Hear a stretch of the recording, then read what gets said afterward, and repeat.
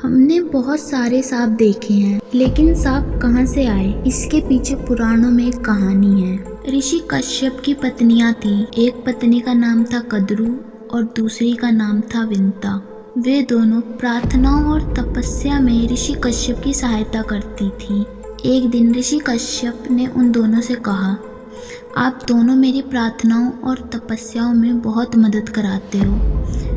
आप मांगो, आपको वरदान में क्या चाहिए। वरदान में कद्रू ने 100 अंडे मांगे। उसने कहा कि मुझे 100 बच्चे चाहिए जो बहुत शक्तिशाली हो और उनमें विष हो जिनसे लोग डरें। कश्यप ने कहा, तथास्तु। कद्रू को 100 अंडे मिले। इन सभी को एक गर्म जगह रख दिया गया ताकि वे समय पर फूट सके। अब विंता की बारी थी। विंता ने बोला कि भले ही आप मुझे कम बच्चे दें, लेकिन मैं कद्रू के बच्चों से भी अधिक शक्तिशाली बच्चे चाहती हूँ। ऋषि कश्यप ने कहा, तथास्तु। उन्हें मिले 2 बड़े अंडे। उन 2 बड़े अंडों को भी गर्म जगह पर रख दिया गया ताकि समय आने पर उनमें से एक पूरा बच्चा निकल सके। ये जो 100 छोटे छोटे अंडे थे, ये एक एक कर फूटने लगे। जब उनका वक्त आया और उनमें से अलग अलग नाग निकलने लगे।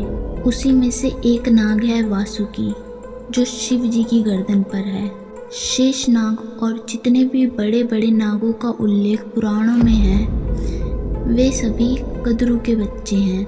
जब सारे अंडे फूट रहे थे और एक एक करके उसमें से नाग निकल रहे थे, तो जो विंता है, कद्रू की बहन, वो अधीर हो गई। उन्होंने सोचा कि मेरे साथ ऐसा क्यों नहीं हो रहा, और जब उससे रहा नहीं गया तो उसने अपने ही 2 अंडों में से एक अंडे को फोड़ दिया।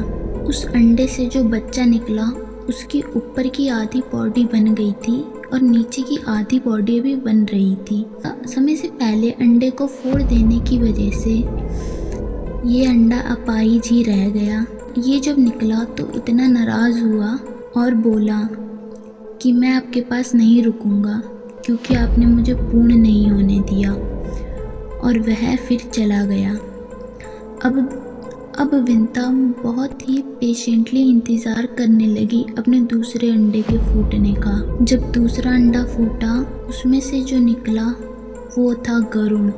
गरुण कौन है? गरुण है विष्णु जी का वाहन, और जो गरुण का भाई है, जो पहले ही निकल चुका था, उसका नाम है अरुण। आज की डेट में अरुण कौन है? सूर्य देव के जो 7 घोड़े हैं, उनका जो रथ है, उस रथ का सारथी, वो विष्णु के वाहन गरुण का भाई अरुण है।